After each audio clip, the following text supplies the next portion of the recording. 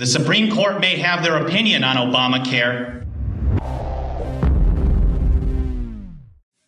but let them come and enforce it.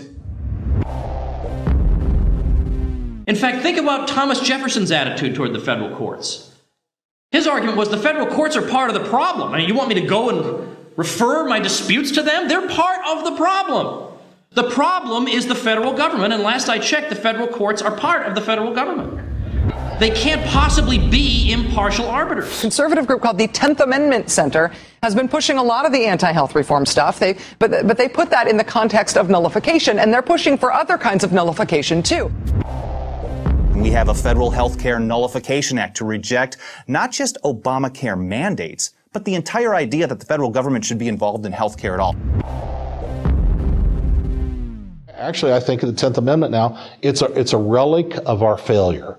And future historians will look back and they'll see all the things that contributed to the demise of American prosperity, and they will say, but all they had to do was follow the 10th Amendment. What can we do now about the loss of freedom?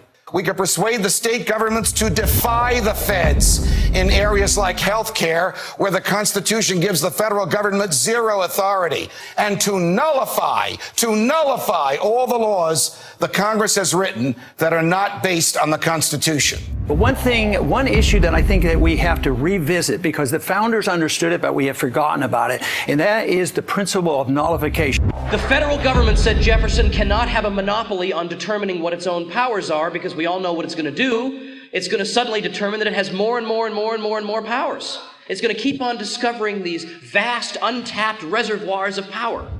We all know this. I mean, this has happened. One of the biggest issues at stake tomorrow is in Ohio, where voters go to the polls to decide on an amendment to the Ohio state constitution that would effectively block any implementation of the president's health care overhaul. Power has to counteract power. You can't expect the 10th Amendment to enforce itself. The states have to assert themselves. That's the idea behind state nullification.